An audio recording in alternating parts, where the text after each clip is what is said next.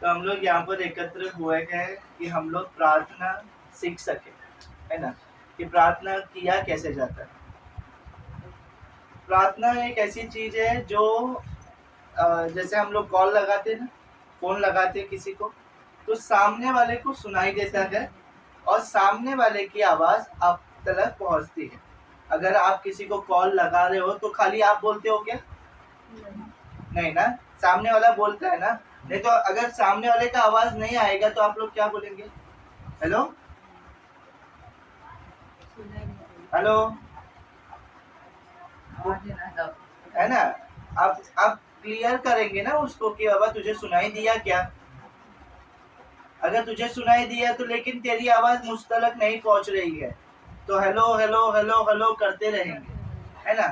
तो प्रार्थना भी हम जब कर रहे हैं ना अभी इस टाइम पर, तो ये प्रार्थना भी ऐसे ही हो गया है। हम सिर्फ प्रार्थना कर रहे हैं, हमें जवाब नहीं मिलता, ठीक है।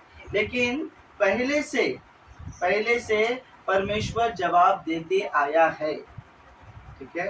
बाइबल कहता है परमेश्वर जवाब देता है, ठीक है। ऐसी प्रार्थना नहीं होती जिसमें परमेश्वर जवाब ना दे, ठीक है। आज जब हम सीखेंगे ना कि प्रार्थना के बारे में, यही सब बातें देखने वाले हैं कि प्रार्थना किया कैसे जाए ताकि परमेश्वर का जवाब भी हमें मिले। समझ में आया ना? ऐसी कैसे कौन से तरीके से प्रार्थना करें कि परमेश्वर तक वो प्रार्थना पहुंचे भी और हमें आंसर या उत्तर मिले भी। समझ में आया? और यही एक रास्ता है जिसके द्वारा हम परमेश्वर से बात कर सकते हैं, इसके अलावा और कोई रास्ता नहीं है, ठीक है। दुनिया वालों के पास बहुत कुछ रास्ते होंगे, हाँ, लोग बलि देकर अपनी प्रार्थना पहुंचाते हैं, है ना। कोई दान देकर अपनी प्रार्थना पहुंचाता है। बहुत सारे लोग अलग अलग तरीके से प्रार्थना पहुंचाते हैं, लेकिन बाइबल के अनुसार आप कुछ नहीं दे सकते, आप बलि नहीं दे सकते। समझ में आया? परमेश्वर बलि से खुशी नहीं होता, ना अन्य बलि ना होम बलि, परमेश्वर उनसे खुश नहीं होता। केवल एक ही चीज से खुश होता है, वो है आपकी मुंह से निकलने वाले धन्यवाद के शब्द या प्रार्थना। समझ में आया? जब आप प्रार्थना करने लगोगे तब परमेश्वर खुश होगा, और जब वो खुश होगा तभी परमेश्वर आपकी प्रार्थना सुनकर आपको आशीष देगा, ठीक है। ये आज का ये जो वचन है ना, इसको मामूली तौर पे मत लेना। क्यों मैं ऐसा कह रहा हूँ पता है? क्योंकि हमें जो भी प्रभु में गए या जो कलीसिया में आते गए या कोई भी हो, उनको कुछ ना कुछ चाहिए, अपने जीवन में कुछ चाहिए। नहीं चाहिए करके कोई नहीं आता है प्रभु में, है कि नहीं? कुछ नहीं चाहिए करके कोई आता है प्रभु में? नहीं, उनके पास सब कुछ, वो लोग स्वीकार ही नहीं करते प्रभु। जो भी प्रभु में गए उनको कुछ ना कुछ चाहिए, इसीलिए वो प्रभु में गए, ठीक है। और प्रभु का वचन बोलता है मैं तुझे दूंगा, कभी दूंगा, मांग मैं तुझे दूंगा, मांग मैं तुझे दूंगा। समझ में आया? दो बातें हैं इसमें ना, मांग मैं तुझे दूंगा, तो मांगना है, पर कैसे मांगना? ये जो मांगना है इसी को बोलते हैं प्रार्थना। मांगने का काम ही क्या है? प्रार्थना। बोलता है प्रभु की मांग मैं तुझे दूंगा, तो मांगना ही प्रार्थना है, ठीक है। पाने के लिए मांगना पड़ेगा, कुछ चाहिए तो मांगना पड़ेगा। प्रभु का वचन साफ बोलता है तुझे कुछ चाहिए मांगना पड़ेगा, ठीक है। आज वही चीज को हम मजबूत कर रहे हैं, हम अपने मांगे जाने को मजबूत कर रहे ताकि हमें मिले भी वैसा, है ना। हम मांगते मांगते मांगते मांगते रह जाते, मिलता ही नहीं। शायद हमारे मांगने के तरीके में कुछ कुछ गलती है। समझ में आया? अभी आप पुलिस स्टेशन जाकर बोलेंगे, जो ऑफिसर वहां बैठा है, ए चलो मेरा काम कर, करेगा वो? करेगा? या डॉक्टर के पास जाकर बोले ए तू चल बाजू हट, मेरे को सब आता है, तो तुम्हारी कुछ सुनने वाला है? नहीं सुनेगा। क्यों? क्यों नहीं सुनेगा? ऑर्डर दे रहे हम लोग कुछ अलग तरीके से मांग रहे हैं। चाहिए, हमें दवा भी चाहिए, है ना, और पुलिस स्टेशन में जाके हमारा कंप्लेंट लिखना भी चाहिए, सब कुछ हमारे तरफ न्याय भी होना चाहिए, लेकिन हमारा मांगना ही गलत है। तो वो बोलेगा कि भाई तू कौन है, तेरा क्यों सुनूं, कौन है तू। तो हमारे मांगने के तरीके में कुछ गलती है, इसके लिए हमारी प्रार्थना अभी तक सुनी नहीं गई। अगर आप इसमें मजबूत हो गए, अगर आप प्रार्थना करने में मजबूत हो गए, ये बात जान लो, परमेश्वर आपके बहुत करीब है। समझ में आ रहा है? आपका कोई ऐसा दोस्त होगा, या बचपन में ऐसा दोस्त होगा, या अभी ऐसा दोस्त होगा जिसके साथ में आप बहुत ज्यादा बातें करते हो। कभी कभी ऐसा होता है, पड़ोसी अच्छा दोस्त बन जाता है, तो जितना हमारे घर वाले को नहीं मालूम रहता है उतना हम अपने दोस्त से बात करते गए, और आजू बाजू पड़ोस वाले से इतना बातें करते कि सब कुछ उसको पता रहता है, हमें बताने की जरूरत नहीं पड़ती है, सब कुछ उसको पता रहता है ना। ये जो प्रार्थना है, जब आप प्रार्थना करने लगोगे ना, लगातार प्रार्थना करने लगोगे, आप खुद ब खुद महसूस करोगे कि आपका एक सच्चा दोस्त आपके पास है। हाँ, और अपने आप उनसे सब बातें करने लगोगे, अपने आप।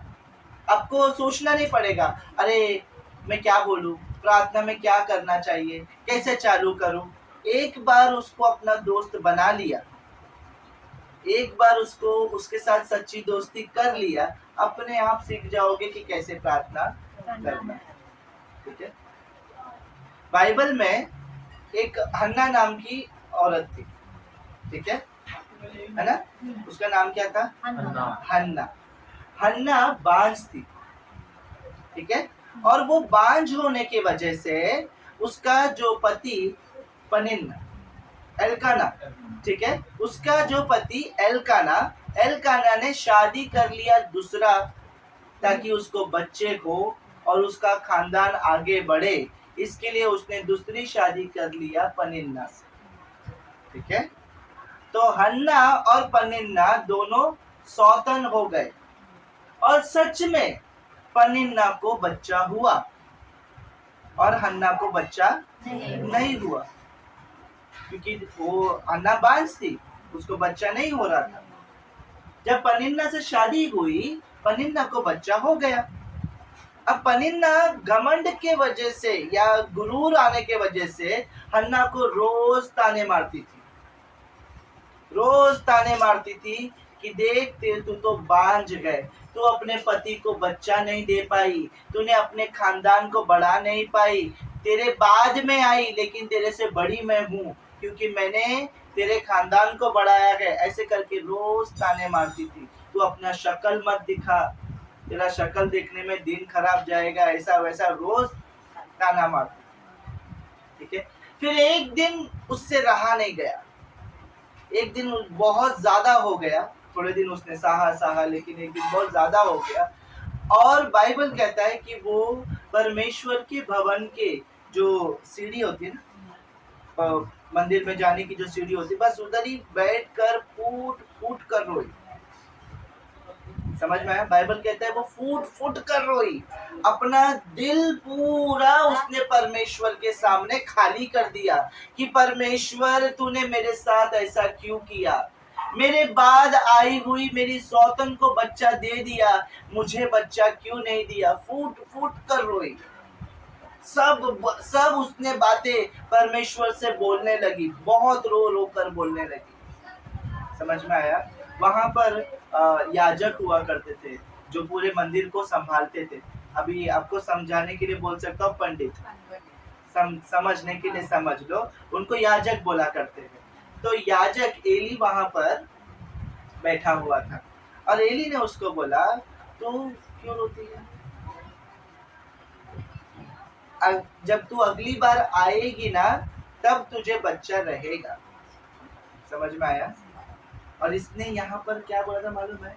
अगर मुझे एक बच्चा मिलेगा ना, परमेश्वर से वादा किया था कि मुझे एक बच्चा मिलेगा ना, अगर तूने एक बच्चा दे दिया तो पैदा होने के बाद जब तक वो दूध पीता है तभी तक मैं अपने पास रखूंगी, जैसे ही वो दूध छोड़ देगा मैं तेरे भवन में लाकर उसको छोड़ दूंगी।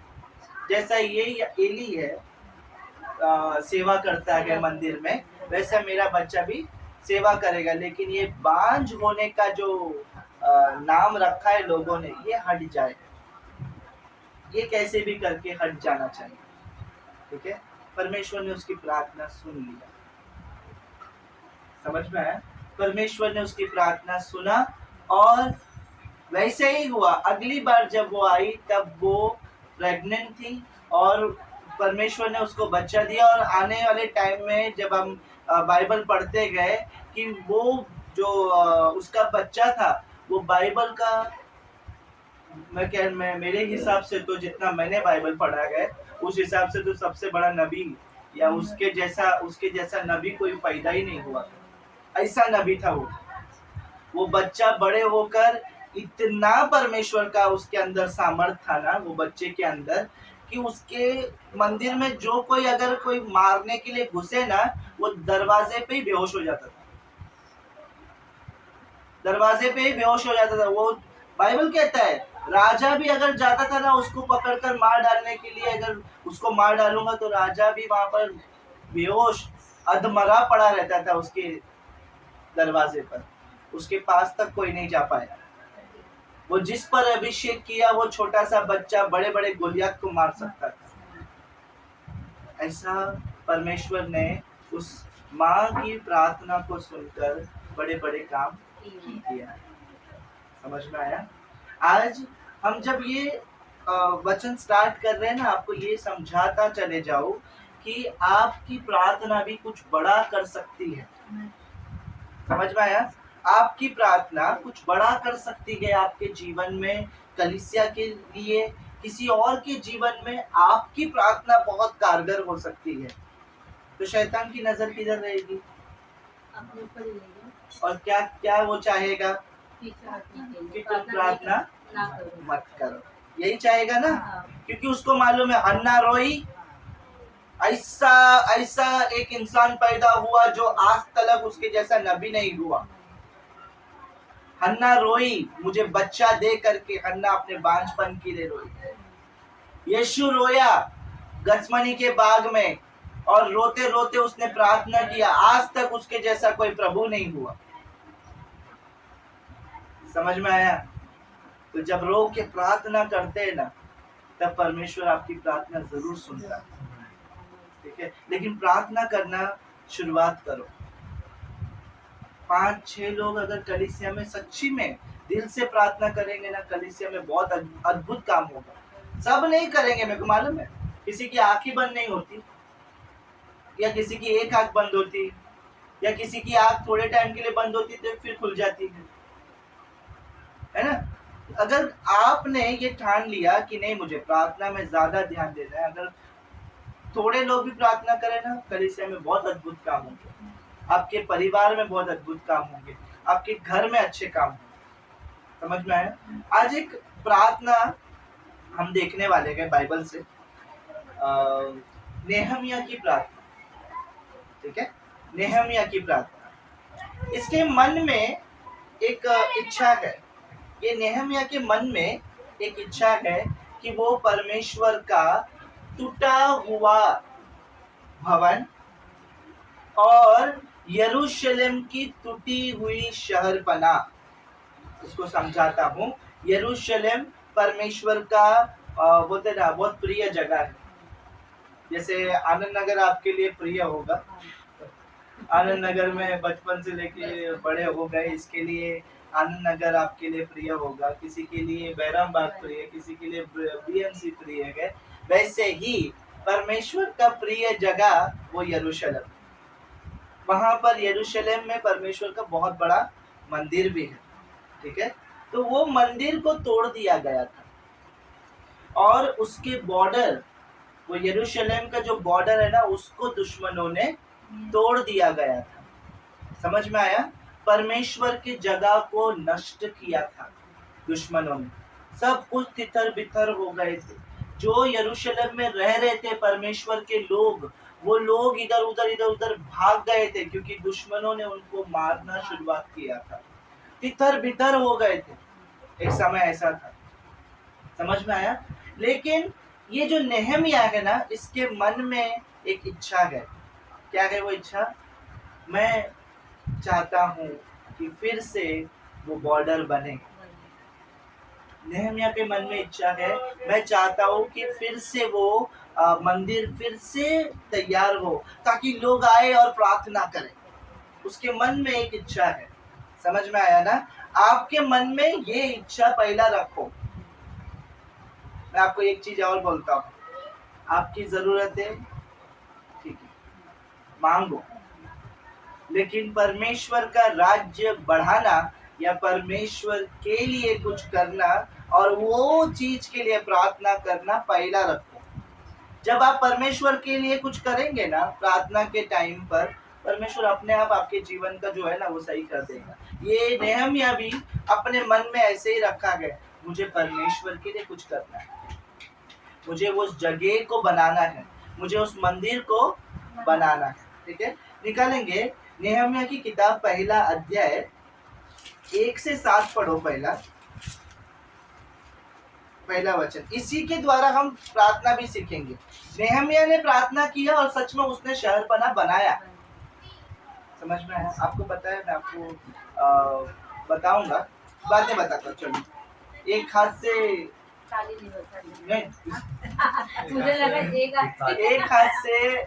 एक हाथ से वो तलवार पकड़े हुए और एक हाथ से शहरपनाह बनाया था। पता है, एक हाथ से तलवार पकड़ा हुआ था, एक हाथ से तलवार पकड़े रहना और एक हाथ से सब काम करना मुश्किल। एक बॉर्डर, एक घर बनाने के लिए दोनों हाथ कम पड़ जाते हैं तो 4-5 आदमी को बुलाया जाता है कि आओ हमारा घर बनाने के लिए साथ में मदद करो। और इतना बड़ा शहरपनाह बनाना है, दुश्मन सब जगह से वार कर रहे हैं कि ये शहरपनाह नहीं बनने देंगे। इनका बोलबाला बहुत होता है, अगर इनका बॉर्डर बन गया ना तो इनका ताकत बढ़ता ही चला जाता है। इनका मंदिर बनाना तो इनका ताकत बढ़ता ही चला जाता है, क्योंकि परमेश्वर की उपस्थिति आ जाती है। समझ में आया? और दुश्मन चाहते थे कि ये बॉर्डर कभी ना बने। जैसे अगर समझो, एग्जाम्पल के लिए बता रहा हूँ कि समझो अगर इंडिया और पाकिस्तान का बॉर्डर नहीं रहा तो सबसे ज्यादा खुश कौन होएगा? वेरी गुड, समझ में आया? तो वो कभी नहीं चाहेगा कि बॉर्डर रहे, पहले बॉर्डर तोड़ो। अगर बॉर्डर ही टूट गया तो उन लोग को आना जाना, समझ में आया ना? वो लोग कहीं भी इधर आके कब्जा कर सकते हैं, कहीं भी इधर आके लड़ाई कर सकते हैं। तो जो दुश्मन थे ना, वो लोग ऐसा चाहते थे कि वो शहरपनाह नहीं बने, वो बॉर्डर नहीं बने, वो मंदिर नहीं बने, ताकि वो जगह हम कब्जा कर सके। और नेहमिया के मन में है, चाहे दुश्मन कितने भी होने दो, चाहे दुश्मन लाखों होने दो, मैं वो शहरपनाह बनाऊंगा। और आपको बताऊं, शहरपनाह बनी भी, और जितने टाइम में बननी चाहिए उसके भी बहुत कम टाइम में शहरपनाह बहुत सारे लोगों ने मिलकर, एक हाथ से कोई सीमेंट पकड़ता था तो दूसरा वाला हाथ उसका सीमेंट लेकर वो मारता था, लेकिन एक हाथ में तलवार, यानी जो यहाँ से दुश्मन आ रहे हैं ना, यहाँ पे लड़ाई भी करते थे और एक तरफ शहरपनाह बनाते भी जाते थे। और परमेश्वर ने उनको विजय दिया और शहरपनाह बना। लेकिन बनने से पहले उसने जो किया वो अभी हम पढ़ेंगे कि बनाने से पहले उसने क्या किया। अगर आपके भी जीवन को फिर से बनाने का है, लड़ते हुए, हाँ, लड़ते हुए, सुकून में नहीं बनेगा, सुकून में नहीं बनेगा। एक हाथ में वचन आपको लेना पड़ेगा और एक हाथ से काम करना पड़ेगा। वचन तलवार है, बाइबल कहता है वचन दो धारी तलवार है, जो शैतान को और बोलने वाले को भी आर पार छेदता है। ये बाइबल कहता है। तो एक हाथ में वचन और एक हाथ से काम करना है। आपका शारीरिक काम जो करना है आप करो, लेकिन एक हाथ में वचन, यानी आपके अंदर पहला वचन होना जरूरी है और एक साइड में आपका काम भी होना जरूरी है। समझ में आया? लेकिन बन जाएगा, उसके पहले नेहमिया ने कुछ किया, उस पर ध्यान देंगे। और वही तरीका है आज आपको प्रार्थना सिखाने का। ठीक, नेहमिया की किताब पहला अध्याय से पढ़ेंगे, थोड़ा जोर से पढ़ेंगे। हकल्याह के पुत्र नेहम्याह के वचन। हाँ 20वें वर्ष के किस्लेव नामक महीने में, हाँ जब मैं सूसन नामक राजगढ़ में रहता था, हाँ तब हनानी नामक मेरा एक भाई और यहूदा से आए हुए कई एक पुरुष आए। तब मैंने उनसे उन बचे हुए यहूदियों के विषय जो बंधुआई से छूट गए थे और यरूशलेम के विषय में पूछा। उन्होंने मुझसे कहा, जो बचे हुए लोग बंधुआई से छूटकर उस प्रांत में रहते हैं, वे बड़ी दुर्दशा में पड़े हैं। सुनो, यहाँ पर नेहम्याह के पास यहूदा से यानी यरूशलेम से कोई लोग आए गए, और आते हुए जब देखा, उसको याद आया मुझे यरूशलेम में मंदिर बनाना है, मुझे यरूशलेम का बॉर्डर बनाना है। नेहम्याह को याद आया, समझ में आया ना। तो जब वो लोग वहां पर आए तो उनको पूछा कि अरे तुम्हारे यहाँ पे जो लोग आए थे, अटैक किया था, तो तुम लोगों को उन लोगों ने बंदी बना लिया था। समझ में आया, कुछ लोगों को बंदी बना लिया था। अभी वो बंदी में अभी तक है क्या? अभी भी बंदी है क्या कि छोड़ दिया उनको? क्या हो रहा है उनके साथ में, पूछ रहा है वो। ठीक है, सामने से उसको रिप्लाई क्या आया गए, जो बंदी है वो तो बंदी तो गई, लेकिन जो खुले गए उनकी भी हालत बहुत खराब है। समझ में आ रहा है? यानी जहां पर वो जा रहा है बनाने के लिए सब कुछ खराब है। इंसान बीमार पड़े हुए हैं, किसको लेकर वो बनाएगा शहरपना? कौन है उसका साथ देने वाला? जो जिसके पास वो जा रहा है वो खुद ही बीमार पड़े हुए हैं, उनकी हालत बहुत खराब है। और जो अच्छे अच्छे गए, जो कर सकते गए, वो किधर पड़े गए? बंदी गृह में। समझ में आया? वो किधर पड़े? बंदी गृह में, जो अच्छे गए। और जो अच्छे नहीं है उनको ऐसे रास्ते पर छोड़कर चले गए। हाँ उन्होंने मुझसे कहा, हाँ। जो बचे हुए लोग बंधुआई से छूटकर उस प्रांत में रहते हैं, वे बड़ी दुर्दशा में पड़े हैं। वे बहुत दुर्दशा में पड़े गए, और उनकी निंदा होती है। और उनकी निंदा होती है, उनको लोग चिढ़ाते गए। क्यों? क्योंकि यरूशलेम की शहरपनाह टूटी हुई, क्योंकि यरूशलेम का जो बॉर्डर है वो टूटा हुआ है अभी तक। भाई नेहम्याह, पूरा का पूरा बॉर्डर, जहाँ पे हम रहते थे, जहाँ पे हम त्योहार मनाते थे, जहाँ पर हम परमेश्वर की पूजा करते थे, जहाँ पर हम सब लोग मिल बांट कर खाना पकाकर खुशी मनाकर रहते थे, वो दीवार टूटा पड़ा है। भाई नेहम्याह को सुन के बहुत दुख लगा कि मेरे परमेश्वर का भवन टूटा पड़ा है, मेरे परमेश्वर का जगह उजाड़ गया है, लोगों ने उसको आके बर्बाद किया। उसको बुरा लगा, उसके हृदय में वो बातें छिद गई, उसके हृदय वो मतलब यहाँ अगर आप देखोगे ना, आगे पढ़े तो वो उसका हृदय बहुत रोने लगा है, उसका हृदय दुखी है कि परमेश्वर का भवन लोगों ने तोड़ दिया। आज पता नहीं आप लोग में से कितने लोगों को दुख होता है या नहीं, लेकिन जब एक एक रील आता है ना कि यहाँ पर ये चर्च तोड़ दिया, यहाँ पर इस पास्टर को जिंदा जला दिया गया, यहाँ पर इनको पकड़कर मार रहे गए, उनको रस्सी बांधकर उनके ऊपर घासलेट डालकर पेट्रोल डालकर जला रहे। क्यों? क्योंकि उन्होंने प्रभु पर विश्वास किया है। आज भी वो शहरपनाह टूटी हुई है, आज भी वो बॉर्डर टूटा हुआ है, आज भी लोग परमेश्वर के भवन को नुकसान पहुंचा रहे हैं, परमेश्वर के लोगों को मार रहे हैं। क्या आप वो नेहम्याह बनना चाहते हो जो अपने मन में सबसे पहले दुख रखे कि हाँ मेरे परमेश्वर के भवन को लोगों ने तोड़ा है, मेरे परमेश्वर के भवन को लोगों ने उजाड़ा है, जगह को उजाड़ा है? क्या आप वो दुख अपने मन में रखते हो? क्या? नेहम्याह को बहुत दुखी हुआ, नेहम्याह को बहुत दुख लगा। हाँ, क्योंकि यरूशलेम की शहरपनाह टूटी हुई और उसके फाटक जले हुए हैं। ये बातें सुनते ही मैं बैठकर रोने लगा। ये बात सुनते ही नेहम्याह फूट फूट कर रो रहा है। समझ में आ रहा है? नेहम्याह बहुत चाहता है कि मैं बनाऊं, लेकिन सब कुछ बर्बाद पड़ा हुआ है, अकेले से नहीं हो पाएगा। वो रो रहा है, समझो आपके गांव है, आपका गांव जहाँ पर आप पैदा हुए, अगर आप वहां पर खेले कूदे बड़े हुए, आपके दोस्त है, अचानक वहां पर बाढ़ आ गई, अचानक आपका घर बह गया, दुख होएगा कि नहीं? होगा कि नहीं? आपके लोग बाढ़ में फंसे गए, आप पहली जाकर पहला जो टिकट मिले, जो भी ट्रेन का टिकट मिले, आप वो निकालेंगे ताकि अपने परिवार वालों का जाके मदद कर सके। करेंगे कि नहीं? है ना? लेकिन यहाँ पर जब किसी घर में मैयत होती है तो विलाप करते हैं, वैसे ये विलाप कर रहा है। समझ में आया? वैसे ये व्यक्ति विलाप कर रहा है कि परमेश्वर आपका भवन टूटा है, बहुत दिनों तक विलाप कर रहा है। उसके बाद क्या किया?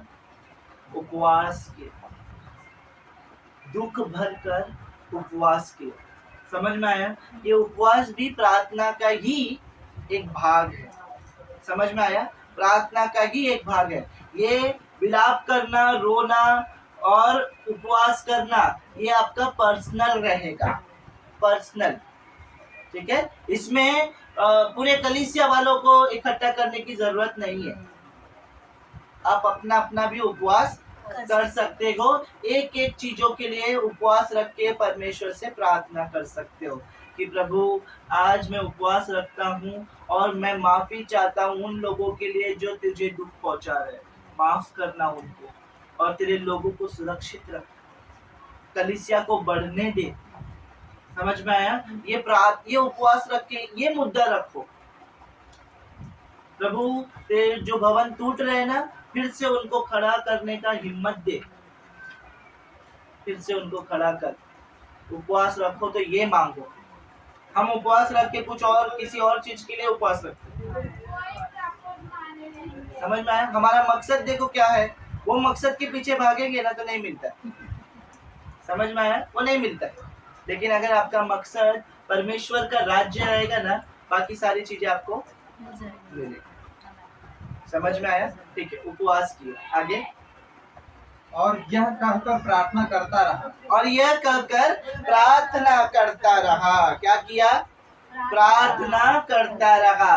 अभी हम लोग यहाँ पर यही सीखने आए गए, प्रार्थना कैसे करना गए।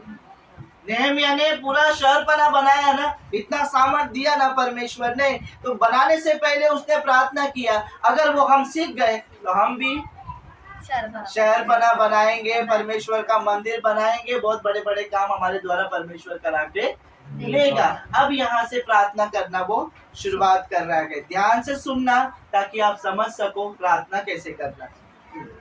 हे स्वर्ग के परमेश्वर यहोवा, ईश्वर के परमेश्वर यहोवा, हे महान और भय योग्य ईश्वर, हे महान और भय योग्य ईश्वर। अच्छा, ये क्या कर रहा है? क्या कर रहा है? धन्यवाद, धन्यवाद दे रहा है। कैसे? स्तुति कर रहा है कि तू परमेश्वर महान है और तू भय योग्य परमेश्वर है। उसके मन में क्या है? दुख भरा है, लेकिन वो बोल क्या रहा है? धन्यवाद। हाँ, जब दुखी है तो हमारे मुंह से धन्यवाद नहीं निकलता है। अभी बुखार में गए, तुम बुखार में हो, हाँ, तो तुम क्या बोलोगे? धन्यवाद प्रभु, मुझे बुखार दिया इसके लिए धन्यवाद, ऐसा बोलेंगे? लेकिन बोलो समझ में आया? यही है, हमारा डायरेक्शन अलग है, इसके लिए हमें मिल नहीं रहा। हमारा डायरेक्शन कहीं और जा रहा है, रॉन्ग नंबर लग रहा है। समझ में आया? जब अभी होता है ना जियो में, अक्सर ऐसा होता है, पता नहीं किसको फोन लग जाता है और कुछ और ही एक अलग ही इंसान कुछ तो और ही भाषा में बात करता है, वो कुछ समझ में नहीं आता। समझ में आया? हम लोग क्या हो गया ना, जरा सा कुछ दर्द होने लगा ना, तो उस दर्द को पकड़ के प्रार्थना करते हैं, प्रभु ये दर्द हो रहा है, इसको सही कर, इसको सही कर, इसको सही कर, इसको सही कर, इसको सही कर। बस ना पीछे ना आगे ना कुछ, बस क्या बोलते हैं? इसको सही कर, इसको सही कर, इसको सही कर, यही बोलते हैं। अरे थोड़ा सा उसको धन्यवाद दो। जब प्रार्थना करो तो पहला बैठकर उसको बोलो ना, प्रभु तू महान है, प्रभु तू अच्छा है, प्रभु तूने मुझे बचाया है, प्रभु तूने मेरे लिए अपने जान को दिया है, मैं खुश हूँ प्रभु मैं तुझ में आकर खुश हूँ, मैं पहले खुश नहीं था, अब मैं ज्यादा खुश हूँ। समझ में आया? मैं पहले मेरे जिंदगी का कोई मकसद ही नहीं था, बस उठते गए, काम करते जाते गए, आज एक मकसद दिया प्रभु, धन्यवाद। पहले ये तो कुछ बोलो, समझ में आया? ये तो कुछ बोलो।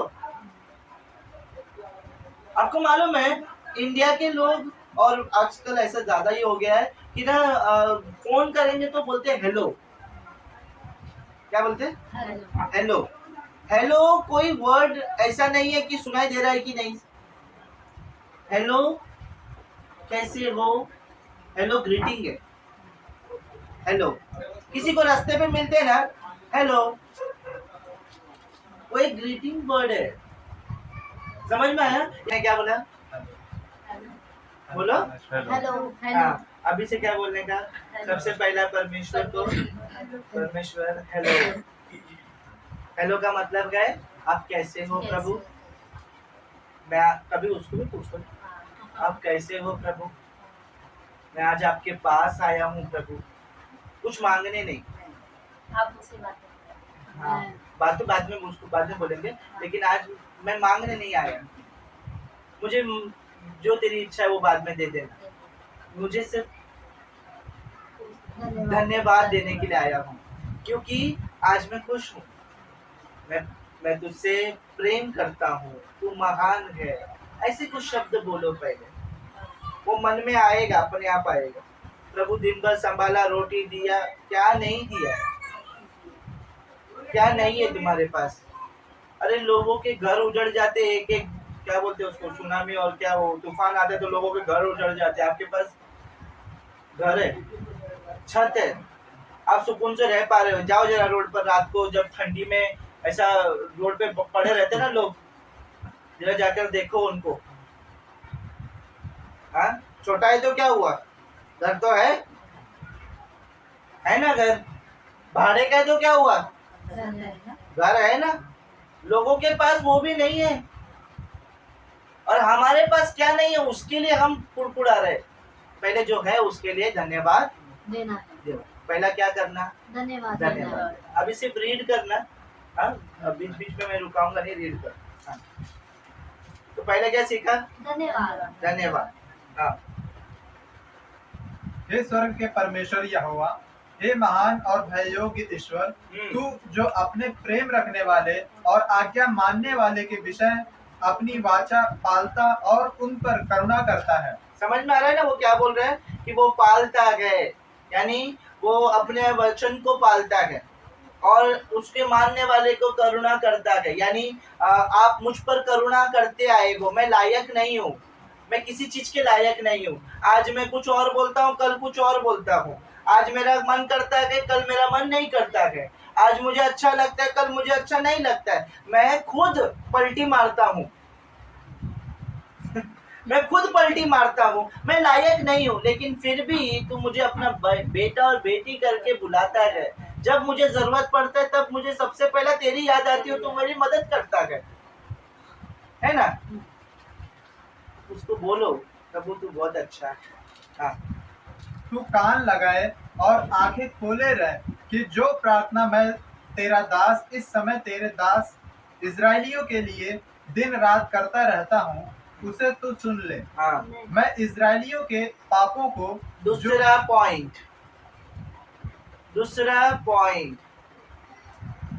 मैं पूरे इजरायली जो पाप किए, जिस वजह से आज वो इस परिस्थिति में पड़े हुए गए, इसीलिए मैं पूरी कहानी बताया पहले।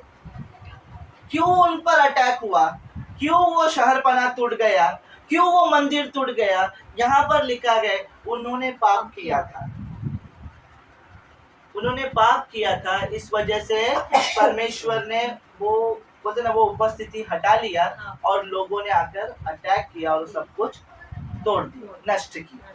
अभी वो क्या बोल रहा है, प्रभु वो मांगे नहीं मांगे, मैं उनके लिए माफी मांगता हूँ। दूसरा स्टेप, प्रार्थना का दूसरा स्टेप। पहला स्टेप क्या है? पहला स्टेप क्या है? तो पहला जब आप प्रार्थना करने बैठोगे तो क्या करोगे? धन्यवाद। धन्यवाद प्रभु, हाँ मुझे जिंदा रखा, मुझे अच्छा रखा, जो भी आपके मन में से जो आएगा ना वो बोलो, प्रभु धन्यवाद। दूसरा अपने पापों को क्षमा, माफी मांगो। दूसरा क्या है? माफी मांगो। समझ में आया ना? हम लोग अगर हमने कभी शक किया है प्रभु आप पर, समझ में आया ना? मैंने कल प्रार्थना किया था, अभी तक मेरे को मिला नहीं, तू सुन रहा, प्रार्थना सुन रहा है या नहीं सुन रहा है ना? ऐसा हमारे क्या बोलते हैं, हमारे दिमाग में आता है और हमारा मन शक करने लगता है, परमेश्वर हमारी प्रार्थना सुन रहा है कि नहीं सुन रहा है, ऐसा शक करते हैं। तो प्रभु को बोलो, प्रभु मुझे माफ कर, मुझे पता है तू मेरी प्रार्थना सुन रहा है और सही टाइम पर तू मुझे दे देगा। समझ में आया? तो माफी मांगना शुरुआत करना है। माफी सबके लिए हो सकती है, माफी सबके लिए, यानी अपने लिए, अपने रिश्तेदारों के लिए, रिश्तेदार यानी इसमें आपके भाई बहन, बेटा बेटी, पति, सब कोई उनके लिए। यहाँ पर देखो वो नेहमिया अपने लिए माफी तो मांग ही रहा है, पर पूरे इजराइल ने जो पाप किया प्रभु उनके लिए भी माफी मांग रहा है। यहाँ पर नेहमिया क्या कर रहा है? देखो अभी तक वो गया नहीं है शहरपना बनाने के लिए, शहरपना बनाने से पहला है ना, शहरपना बनाने से पहले उसने धन्यवाद दिया, उसके पहले उसने उपवास किया है, कई दिन विलाप किया है, रोया है, उसके बाद उसने धन्यवाद दिया, धन्यवाद के बाद उसने पाप के लिए माफी मांगा, क्षमा मांगा। हाँ पढ़ो।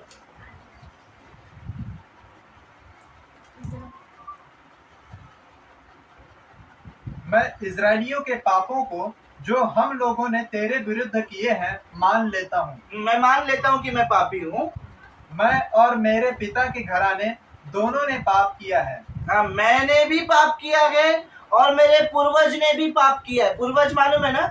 हाँ, पीढ़ी से पीढ़ी जो पाप किए ना, सबके पाप, सबकी गलती मैं आज मान लेता हूँ। ऐसा प्रार्थना वो कर रहा है। हमको क्या लगता है, हमारे माँ बाप तो बहुत ही अच्छे थे बाबा, ठीक है तुम्हारे माँ बाप अच्छे होंगे, उनके माँ बाप, उनके माँ बाप के माँ बाप, उनके माँ बाप के माँ बाप, और पीढ़ी के पीढ़ी हम लोग कौन देखने गए थे उन्होंने, वो कैसे थे, उन्होंने क्या गलती किया, क्या गलती की माफी मांगा कि नहीं मांगा। हमसे कितनी गलती हो जाती तो उनसे नहीं होती होगी। उनकी माफी कौन मांगेगा? अगर माफी नहीं मांगोगे तो ऐसे ही बीमारी तकलीफ चलता ही रहेगा, चलता ही रहेगा। समझ में आया? ये उनका ही सब कुछ आता है और सब कुछ उजड़ जाता है। जैसे वहां का शहरपना उजड़ गया, मंदिरें टूट गई, उपस्थिति नहीं रही, क्योंकि सब लोगों ने पाप किया। यहाँ पर सबके लिए माफी मांग रहा है, मुझे माफ कर, मुझे माफ कर, मुझे माफ कर, मेरे पूर्वज ने पाप किया माफ कर, मेरे रिश्तेदारों ने पाप किया माफ कर, मैंने पाप किया माफ कर, मेरे बाप ने पाप किया है माफ कर, माफी मांगो। हाँ हमने तेरे सामने बहुत बुराई की है। हाँ, और जो आज्ञाएं, विधियां और नियम तूने अपने दास मूसा को दिए थे उनको हमने नहीं माना। ये समझाना पड़ेगा। हाँ, ये एक लाइन में समझाता हूँ कि जो परमेश्वर ने कहा वो हमने नहीं माना, हमारे पूर्वज ने भी नहीं माना और तोड़ते चले गए हैं, हमने पाप किया है। हाँ। उस वचन की सुधि ले जो तूने अपने दास मूसा से कहा था। हाँ। यदि तुम लोग विश्वासघात करो तो हाँ। मैं तुमको देश देश के लोगों में तितर बितर करूंगा। हाँ, परंतु और तूने कुछ गलत नहीं किया। वो बोलता है तूने कुछ गलत नहीं किया, तूने पहले ही कहा था अगर तुम विश्वासघात करोगे मैं तुमको तितर बितर कर दूंगा। तू अपने वादे का पक्का है, तूने वचन जो दिया वो सही है। हाँ, लेकिन उसके साथ में तूने ऐसा भी कहा था परंतु यदि तुम मेरी ओर फिरो, अगर तुम दोबारा मेरे पास आओगे और मेरी आज्ञाएं मानो और फिर से मुझे और मेरी बातों को मानोगे और उन पर चलो और वैसे ही चलोगे, तो चाहे तुम में से निकाले हुए लोग आकाश की छोर में भी हो, हाँ, तो भी मैं उनको वहां से इकट्ठा करके हाँ, उस स्थान में पहुंचाऊंगा, हाँ, जिसे मैंने अपने नाम के निवास के लिए चुन लिया है। अगर मैंने और लोगों ने सब कुछ माना तो जो तितर बितर हुए गए फिर से आप उनको लेकर आकर एक स्थान पर रखोगे। आपने ऐसा वादा किया था। समझ में आया? यानी अब वो टाइम है कि हम अपना जो रास्ता है वो सुधार लें, पाप ना करें, माफी मांगे, पाप ना करें।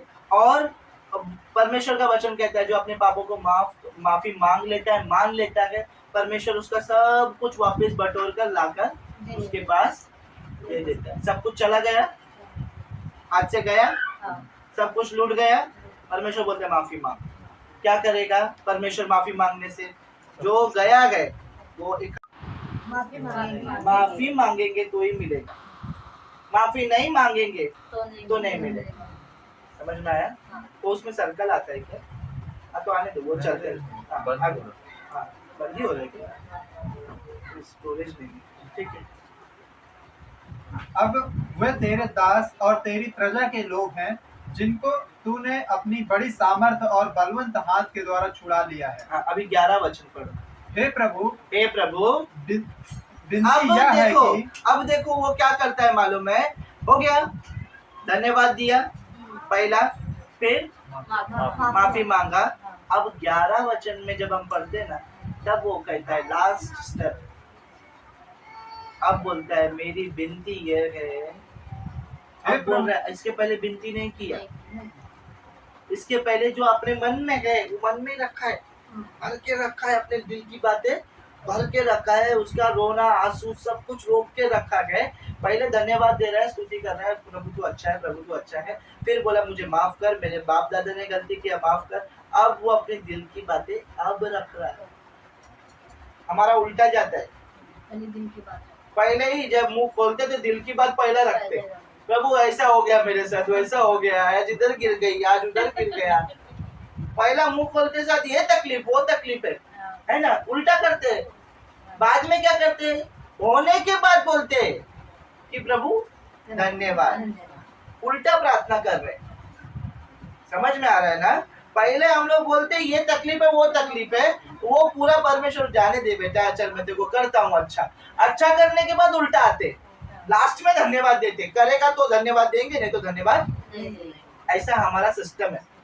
लेकिन यहाँ पर नेहमिया क्या करता है? पहला धन्यवाद देता है, धन्यवाद, फिर माफी मांगता है और फिर विनती करता है, फिर अपनी प्रार्थना वो रखता है। मैं इसको समझाऊंगा नहीं, सिर्फ वो आप सुन लोगे तो आप समझ जाओगे कि उसकी विनती क्या थी। उतना पढ़ के खत्म करो। हे प्रभु विनती यह है कि तू अपने दास की प्रार्थना पर और अपने उन दासों की प्रार्थना पर जो तेरे नाम का भय मानना चाहते हैं कान लगा, और आज अपने दास का काम सफल कर और उस पुरुष को उस पर दयालु कर। मैं तो राजा का पियाऊ था। हाँ, मैं राजा के घर में पियाऊ था। पियाऊ मतलब एक नौकर समझ लो, जो पिलाने हारा होते हैं, पिलाने का काम करते हैं, वो काम मैं उधर करता था। लेकिन अब मुझे कुछ और करना है, मेरे दिल का जो इच्छा है वो तू पूरा कर, वहाँ पे ऐसा कर। लास्ट में कहते समझ में आया? इसके बाद अगर आप वचन पढ़ोगे, घर जाके अगर आप वचन पढ़ोगे तो वो सीधा निकल गया है शहरपना बनाने के लिए, और शहरपना बनी। समझ में आया? आपको पता चला? यही प्रार्थना अगर आप करोगे, ऐसे ही प्रार्थना अगर आप फॉलो करोगे तो आपके जीवन में बड़े बड़े काम होंगे। तो इसको खत्म करने के लिए आप मुझे बताना है कि आपने कैसा प्रार्थना करोगे, आप प्रार्थना कैसे करोगे। सबसे पहला क्या करोगे? धन्यवाद देंगे, फिर हाँ पापों की क्षमा मांगे, फिर अपने दिल की बात अपने जो प्रार्थना है वो बाद में रखनी। पहले धन्यवाद, पापों की माफी मांगना, और फिर प्रभु को हम अब जो हमारे मन में है वो परमेश्वर के सामने रखना। यही स्टेप है प्रार्थना। इस प्रार्थना सिखाने के लिए प्रार्थना सिर्फ बताई जाती है कि ऐसे प्रार्थना किया जाएगा, बस। इसके अलावा कुछ भी आपको सिखाया नहीं जाएगा। समझ में आया? आप जब घर पे रहोगे ना, आपको यही चीज करना है, प्रभु धन्यवाद धन्यवाद। समझ में आया? चलो कितना बजा? हाँ 9:15, 1 घंटा हो गया। चलो आंखें बंद करेंगे, प्रार्थना करेंगे।